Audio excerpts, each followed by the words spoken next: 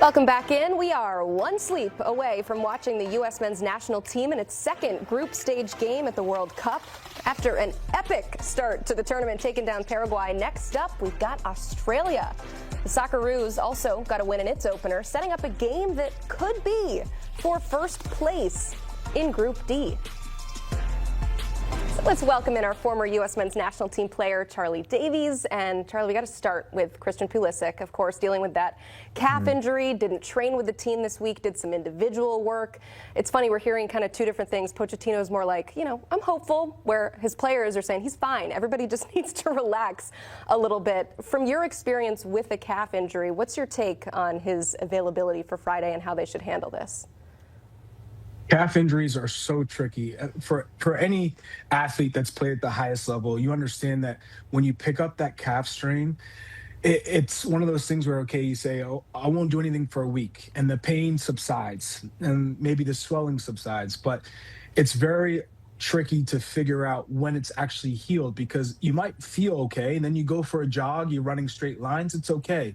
Now you get into competition and you go to explode off of that calf, off of that leg, and you got to cut, and all of a sudden, boom, it comes right back, and it's that much longer to recover from. I had it in a preseason. I was doing sled pushes, sprints. I had done 10, and I said, you know what? Like all athletes, let's do one more for good luck, one bonus sled push. And on that last unnecessary sled push, I pulled my calf, and it took me about a good 6 weeks to recover from it. That's how tricky it was, because I had a setback. Now, if Christian Pulisic doesn't have a setback, I hope he gets back, and who knows how severe this strain was.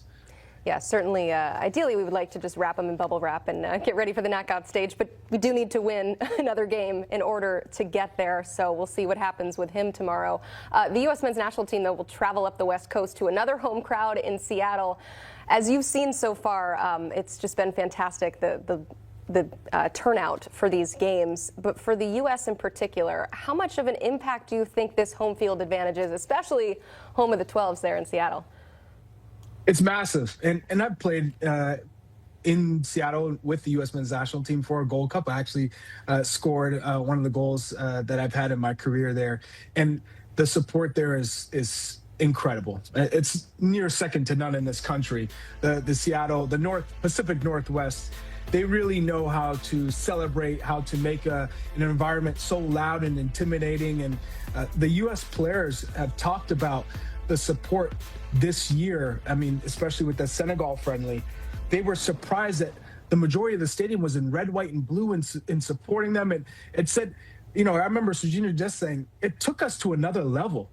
We haven't experienced that type of support on home soil. So I think they're relishing the chance to play in front of all the supporters there in Seattle. I think it's going to be a special environment. All right, congrats on that goal, by the way. Hoping to see. Thank you. Hoping to see that from the current squad. Maybe Balogun just will continue his elite scoring ability. He got that brace in the first match. He's now up there with some of the world's best in terms of goals already, making history for the United States in general with 2 goals there. But how does he continue to do that and to add to that total here at this tournament? I think what Folarin Balogun has done so well is put himself in good positions, and he's a clinical striker. And in France with his club Monaco, against European champions PSG, he scored every time he's faced them. Essentially, he's lethal, and I think he's finally got into a good groove with this current U.S. men's national team and understanding the tendencies of the players around him, but everyone also understanding his strengths and knowing where he likes to float and where he likes to make runs in and around the box. And now he's profiting off of that. So this is a player that if he continues to get chances, he will finish. He has great technique. And if you guys remember his goal in Copa America, it was pretty special. So I expect much more from him, and it's almost like he's just getting going. Yeah, he had a great start, but in general, this team has already scored more goals in this World Cup than all of the 2022 World Cup. So they're feeling very confident headed into this game, but of course not going to overlook their next opponent. So in your eyes, how could Australia pose some problems for the U.S. team? Yeah, not like Mike Grella, my colleague here, who said it was a layup. Poor Mike. And I mean, he's posterized all over Australia. And Yeah. by the way, Tony Popovich, the coach, is using that as motivation. So, it's one of those things where he got a little bit ahead of himself. But hey, he's doubling down. So here we are. But I do think this Australian side, what makes them dangerous is they're okay with absorbing pressure. They're organized and they're good on the counter. They don't need many chances. As you can see, they only had 4 shots on goal. 2 of them were on target.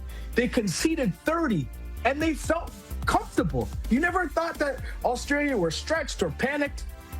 So for them to concede possession and 30 shots to a Turkey side that, was featuring Arda Güler and Kenan Yildiz came off the bench and Hakan Çalhanoğlu in midfield, so some world stars, speaks to the resilience that this Australian side has. And similar to us, I think their DNA, their makeup of always feeling disrespected, playing with a chip on their shoulder has really emboldened Australia in this World Cup. And they gained a lot of experience in that last World Cup in 2022 in the knockout stages, taking Argentina to the brink of that match. So this is an experienced and a skillful Australian side, but I will say, I do think we're favorites, and I do think we have more quality than this Australia side. Yeah, certainly playing with fire there. I'm sure we just talked about the goal scorers for the U.S. They would love 30 shots in a game. Certainly hope more of those go in than they did for Turkey. Okay, so it's not just this great matchup. I mean, this is for 3 points, and the match is likely the winner of Group D. So how do the current standings ramp up the importance of this game, given, again, what we said, too, about the health of our star player? Yeah, it's one of those things where you're walking a tightrope of, do you play Christian Pulisic if he's at 80%, at 90%, at 75%? Because there's no guarantee that if he doesn't play in this game, that you're into the knockout rounds or that you're going to get that coveted first place in the group. You need to win this game. So given that if Christian Pulisic can give you 45 minutes again or 60, you might say, hey, let's play him. Let's try and get the most out of him for that time. Hopefully nothing gets worse. We get the result we need, and then he can rest in that last game against Turkey ahead of the knockout stages, which would be preferred, is when you give him a little bit more of an extended rest so he's fresh for that knockout match, which I think the U.S. will love the fact if they're in first place, because they play a third place team. So they need to win this game. That's no matter what, you need to win this game against Australia. So I do feel that Pochettino's probably really thinking about, how much do I really want to push Christian Pulisic in this situation? But if Christian feels that he's good to go and the medical team assesses the situation and says, you know what, he's not going to be at risk to make this a whole lot worse, I expect Christian Pulisic to start. Certainly a big decision ahead of a big game. I'm looking forward to your unbiased score prediction. What do you have for us, Charlie? No bias here, Emily. I'm going to go 2-0 U.S. men's national team. And the reason, let me give you a reason. So Australia, again, 4 shots on target, 2 goals. They don't have the most clinical goal scorer. So Toure, who's starting up top for them, he's a big guy, takes up a lot of space, makes good runs, not that clinical. Irakunda, who scored the first goal for Australia, had 4 goals in a full season in the English Championship. Now I'm not saying, hey, he can't score goals, but he's not consistently clinical, right? That's the big issue with him, is he's young, he hasn't been consistent. And so if you're just preying on a counterattack and hoping that opportunity works for you, and maybe a set piece with your big, tall center back and Suter, I don't think that's going to be enough.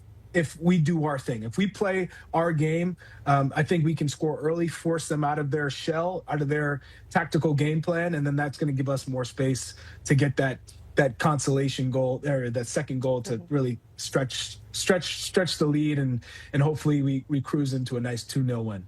Most dangerous lead in soccer, though, so we'll see. But no, starting off the tournament with a 4-1 and 2-0 victories would be fantastic. Charlie Davies, we appreciate you as always. If you want more from him, you can find it on the Call It What You Want podcast. He is joined by Jimmy Conrad, Tony Meola, to talk all things U.S. men's national team and this World Cup. Follow by scanning that QR code or listen wherever you get your podcasts. So we have taught you how to watch the men's national team. How about how to bet the men's national team? Let's welcome in Sportsline's own Jon "Buckets" Eimer. Buckets, if I were to ask you to kick things off with a play on a side, what do we got?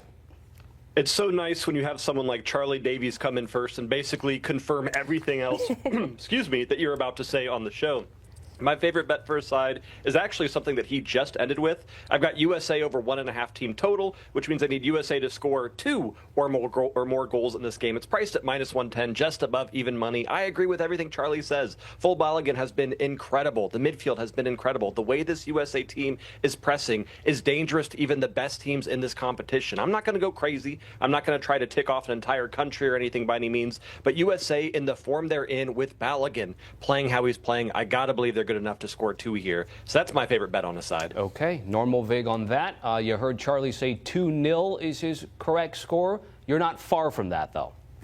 I'm close. I'm just giving a little bit more hope and faith to the Socceroo viewers out there. I do think they're good enough to score, and not even that they're good enough to score. I just don't have full faith in the USA back line. Even when we have a tremendous lead, even when we're pressing against Paraguay, we are susceptible to little counterattacks, and we've been proven time and time again that this is a team that struggles to keep clean sheets. Going with a 2-1 score prediction. Still USA victory, but you get that at +700, so some fun odds for me. All right, given the variation that we're hearing about Christian Pulisic, I don't know if that impacts your handicap, but what's the goal scorer prop for you, Buckets?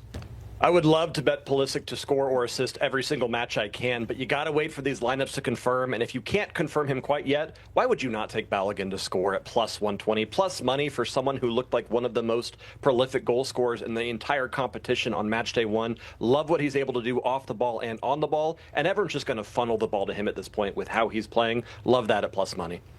So if we get to best bet, before we get your #1 play, you are a handicapper and a betting analyst who posts all the losses just as much as all the wins, but you had a great Tuesday, you had a great Colombia match. So that being said, no pressure on the best bet. Buckets, what do we got? It's almost a bad thing when you're doing really well, especially in a competition like this, because people expect you to continue to do well, and that's not always how it goes. So please remember to bet responsibly. That being said, I love both teams to score. It is hitting at a ridiculous rate across the World Cup so far, and it goes against Charlie, but it's with me on that 2-1 score prediction. Even money at +100 for both teams to find the back of the net. All right, I think we've seen a lot of variations and different ways that we can attack the men's team. Our thanks to Buckets for that. Great to be with you as always, my friend. Part of the Galasho Network. That's just a taste of what you get over there.